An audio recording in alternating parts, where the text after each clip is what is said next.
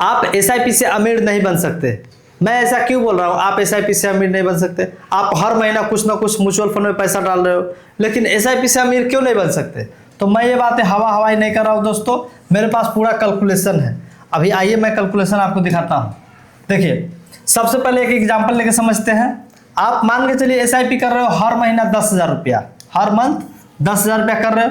Time period हम ले लेते हैं 21 साल का, 21 साल का टाइम पीरियड ले लिए। और आप स्मॉल कैप में इन्वेस्ट कर रहे हो, स्मॉल कैप हम ले लेते हैं यहाँ पर। स्मॉल कैप इसलिए क्योंकि यहाँ स्मॉल कैप में अच्छा रिटर्न मिल जाता है। मान के चलिए 20% का रेट ऑफ इंटरेस्ट आपको मिल गया, CAGR मिल गया 20% का।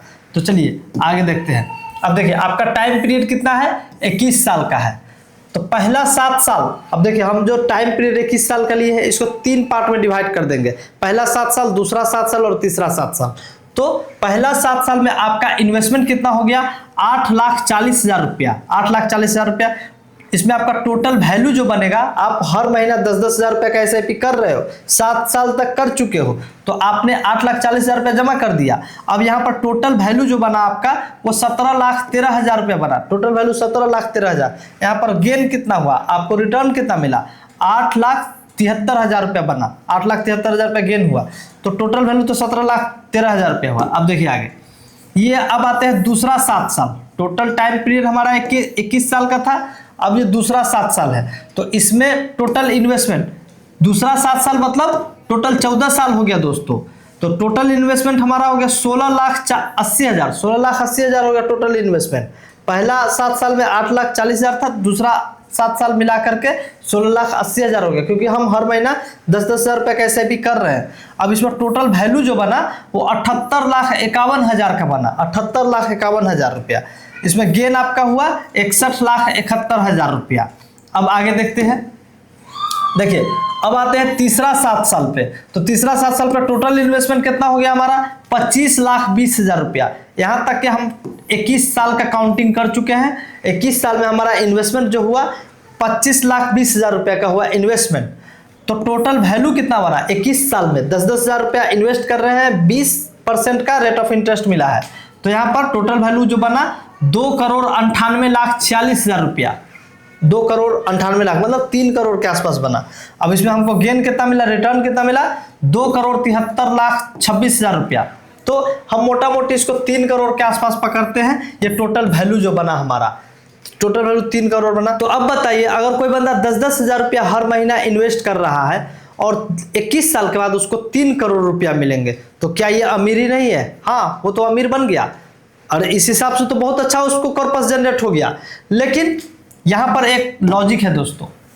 देखिए टोटल वैल्यू जो 3 करोड़ बना है, इसमें पहला 7 साल, फर्स्ट 7 ईयर में जो हमारा कॉर्पस जनरेट हुआ था वो 17 लाख का जनरेट हुआ था। Total value 17 lakh.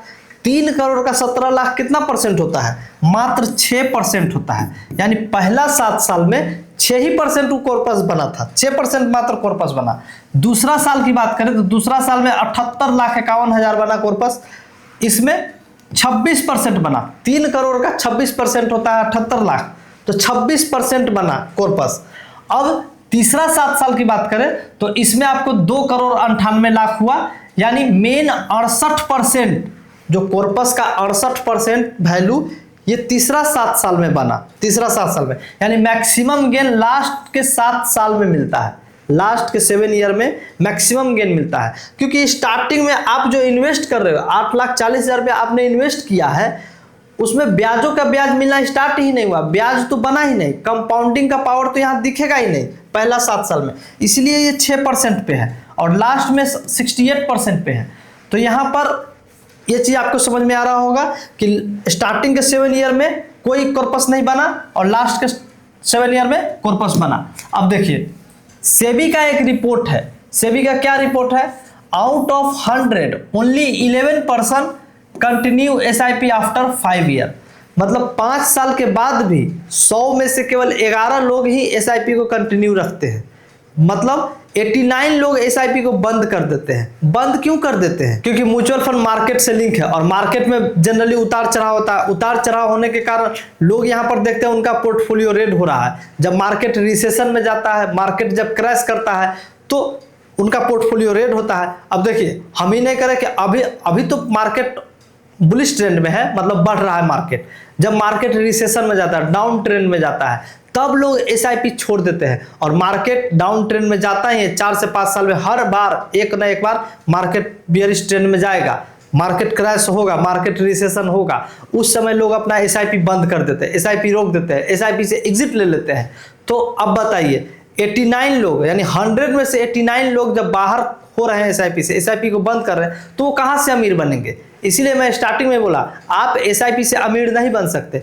एसआईपी से अमीर वही लोग बनेंगे जो इसके मैच्योरिटी तक पहुंचेंगे। देखिए, अगर आप मार्केट के वोलेटिलिटी को क्रैक करके मैच्योरिटी तक पहुंचोगे, तब मिलेगा आपको 2 से 3 करोड़ रुपया, तब आप अमीर बन पाओगे। और नहीं तो ऐसे कैसे बन जाओगे अमीर? जब आप मैच्योरिटी को ही पूरा नहीं करोगे तो आप अमीर कहां से बन जाओगे? देखिए, एसआईपी से अमीर बनने के लिए आपको लॉन्ग टर्म विजन रखना होगा, लंबे समय का विजन लेकर के चलना होगा, लॉन्ग टर्म गोल को लेकर के चलना होगा। आप छोटा मोटा मार्केट में क्रैश आ गया, रिसेशन आ गया, तो आप अपना एसआईपी बंद नहीं कर सकते हो। समझे क्या? यहाँ पर आपको डिसिप्लिन फॉलो करना होगा। जब तक आप डिसिप्लिन फॉलो नहीं कीजिएगा, तब तक आप एसआईपी से अमीर नहीं बन सकते हैं। और पेशेंस भी रखना होगा, तब जाकर के आपको रिवार्ड मिलेगा। यहाँ पर पावर ऑफ कंपाउंडिंग का फायदा तभी मिल पाएगा जब आप इसको समय दोगे। तो ये था दोस्तों एसआईपी से रिलेटेड एक छोटा सा कॉन्सेप्ट। उम्मीद है आपको ये वीडियो पसंद आया होगा। अगर वीडियो पसंद आया तो एक लाइक जरूर कर दीजिएगा, और अगर आप चैनल पर नए आए हो तो चैनल को सब्सक्राइब कर दीजिए। मिलते हैं किसी और ऐसे वीडियो, तब तक के लिए धन्यवाद।